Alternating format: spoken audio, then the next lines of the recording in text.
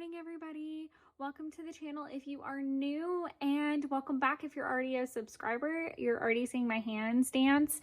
I am trying out is that better? That's a little bit better. I am trying out a new lighting situation, so hopefully this is much better than the previous videos. So what I want to do is just kind of do a quick flip through of what the finished product looks like and talk about it, and then I am going to attach a lovely process video at the end with some awesome music or maybe just some calming music so that you guys can see me paint and create. But this way I can talk about the product and really get into it without it being a voiceover situation, just so it's a little bit better, I think. Maybe drop it below in the comments and let me know which version you like better.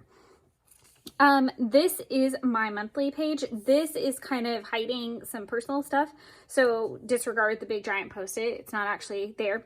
But I did go a little rogue from my black ink and wrote in purple, and I'm gonna kind of play with purple for the month, which is a very underrated Valentine's color. I feel like I love purple.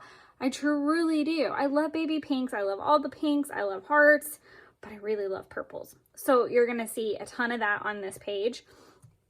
I had this idea to do like these floating hearts from a sticker that I think it's my BF illustration on Etsy. She did this gorgeous spread of stickers last year, and they were these hearts filled with liquid, similar style, far more realistic than mine. It was beautiful. She has absolutely beautiful work, and it was a hummingbird kind of drinking from it, and I love hummingbirds as well. So I just wanted to take the liquid heart idea and play off of it, so I thought this was kind of cute. It's definitely a little bit more cartoony than I wanted it to be, and hers is beautiful and unmatched. But it was great to be able to throw hearts everywhere and play with my watercolors a little bit, because I haven't really been playing much with any of my mediums, to be honest with you. I've really just been in a journal creation mode. I have put everything off to the side and just been like a mad woman using some extra free time that I ended up with to create all these beautiful journals. So I drew these all out in pencil, which you're going to see in the video, and then I filled them in with Daniel Smith watercolors as well as Jane Davenport watercolors. I actually have a big set now where I've combined everything. If you guys are interested in maybe a post of that, let me know what my watercolors are, what my palette looks like. It's off to the side in the screen, so you'll kind of see a little bit of it. And then I went back in with my Signo Uniball and a Micron 01 to outline all the hearts and then go in and do kind of the little white speckles. So that's going to be my February page. For those of you who don't know, I normally do my bills down this side, so that's why I have a post-it covering it. It's just talking about bills for the month and goals of a financial nature. So there's that. And then there's March, all blank and beautiful and ready to go. I have no idea what I want to do for March yet. March is my birthday month, and this is going to be my 29th birthday. So playing off of this entire 2020 vision and roaring 20s vibe, I would love to do maybe something in that realm. So there's that. Now we're going to get into the weekly spread. I did not put this in the process video, so you're not going to see this at all. That you're not going to just watch me mindlessly stamp, which I figured you guys would just be grateful for. That was my thinking. So I'm just kind of walking through it. What I normally do is I put people's birthdays up at the top, and I started doing this little utensil stamp in my old Hobonichi because I was never really planning a lunch break in my hour by hour, and so it was throwing off my productivity by a lot, and it was also not really helping in a meal prep planning aspect. So I started doing that, and then I thought, well, why not add the dinner one? because that would make it so much easier if my boyfriend and I could plan dinners as well. So I started putting those in towards the end of the year, I think, and just carried it on over. I did change my water bottle tracker from this Studio L2E stamp to another Studio L2E stamp I had. This is, I think, in one of the Icon collections. I will try to remember to link down below this shop, just so you guys know where to get it. This little filming icon is from a Studio Calico set that I have that kind of has a currently vibe to it. And I just liked how big and cute it was, to be honest. And I think I'm going to pick Friday as my post day, which is funny because today is Monday that I'm filming. And I definitely posted a video this morning that I've been trying to work on for a while. But I thought that might help me out if I put that little joker there and use it as a planning tool more than anything, because sometimes I shoot a lot of content and then I forget to edit it, or I procrastinate and don't want to edit it. So I thought I would throw that in there and maybe plan out when I would like things to be, so that I just know if I need to create more content or if I need to edit. So that'll help with that, hopefully. And it's just kind of wash, rinse, repeat. Birthdays, meal, filming, and water. Not that I'm a bad tracker with my water. I log my meals really well most of the time. I log everything else pretty well. I'm very OCD about my Fitbit and checking it and trying to make sure I get my power hours and I get my 10,000 steps, and I try to balance my, caloric intake with outtake. But water just seems to be that one thing that A, I don't get enough of, and B, I'm horrible at tracking. So I thought maybe putting it there and having it open on my desk would make it a little bit more accessible to me to plan.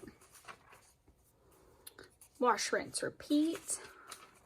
And then ta-da, we have a lovely blank start to March. So now I'm going to flip over to my monthly starter page, I guess is the best word for it.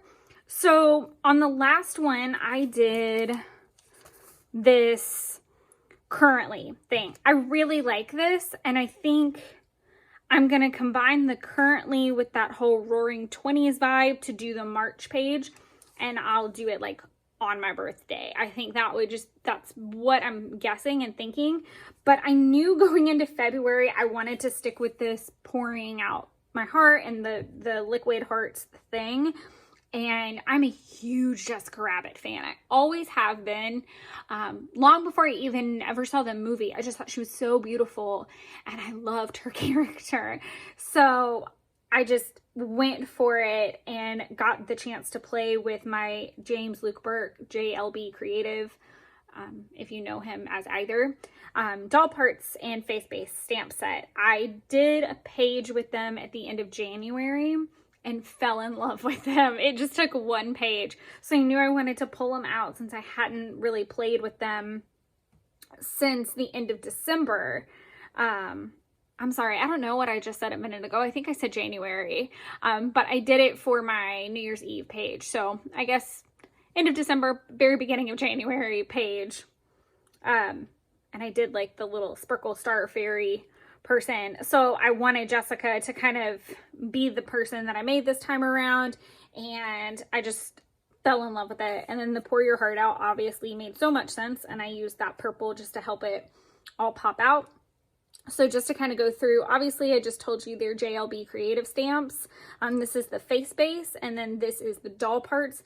This is the 2x6 set. So this is the smaller set. He did create a bigger set. I might look into it, but he's very right in all of his videos, and he is very clear that be aware that while it's a 2x6 stamp set and it looks so tiny, it can stamp a full page. Like I didn't even have room to finish out her little baby foot, to do heels or anything. So I don't know how I'm going to finish that out because her foot just kind of disappears, unfortunately. But I didn't want her in this writing because if you've ever tried to watercolor over it, it basically parts. And this will come through regardless. All of this writing and things like that, it'll pop through whatever paint that you have on there, except for probably acrylic. I did use the Jane Davenport watercolors, and then I used some Daniel Smith watercolors from the Jean Hayes set. So I don't know how well you can see it. I know you can probably see it on her red dress a little bit better. But this also has that iridescent. This is the white iridescent, like tapped over her dress so that it has that sheen. And then this heart is already naturally got that pink iridescent shimmer. It's that color in that set, and I can't think of the name of it on either of them. And then I tapped the white into all of the heart just to give it that super sparkle. I didn't really want the sparkle to be anywhere else to distract. So I did the little accents, which I thought were kind of cute. This is one of those few times I did not go in with a heavy black outline. I'm going to leave this the way it is. I'm hoping on camera it shows up as clear as it does in person. But it really, like, it's just the faintest outline left for my pencil. I actually even went back with my pencil in a couple places to help pop it out a little bit more. But I'm really learning to come back from the big dark black outlines. I think it's helping my work look a little bit cleaner, like I would want it to look. I'm still using the black to pop out things like eyelashes and heavy liners, and I just like that little bit. And then I use my Signo Uniball to pop in those little light spots in her eyes. And I'm gonna leave that guy alone. Obviously I worked with a little bit on the bubbles and such, similar to the February monthly spread. And then this is actually VersaFine chalk. It's Spring Peony, I think, is what the color is called. I've already put all my supplies away, of course. But it is VersaFine. It is a very light purple. It is the chalk kind, so it has that kind of chalky effect.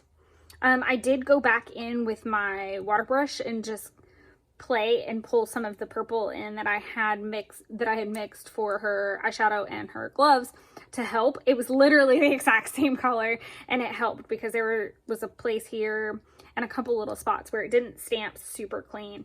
The stamps are actually Tim Holtz Alphas stamp set. Yeah, I think you can still get it in stores. I think I've seen it in Joann's recently.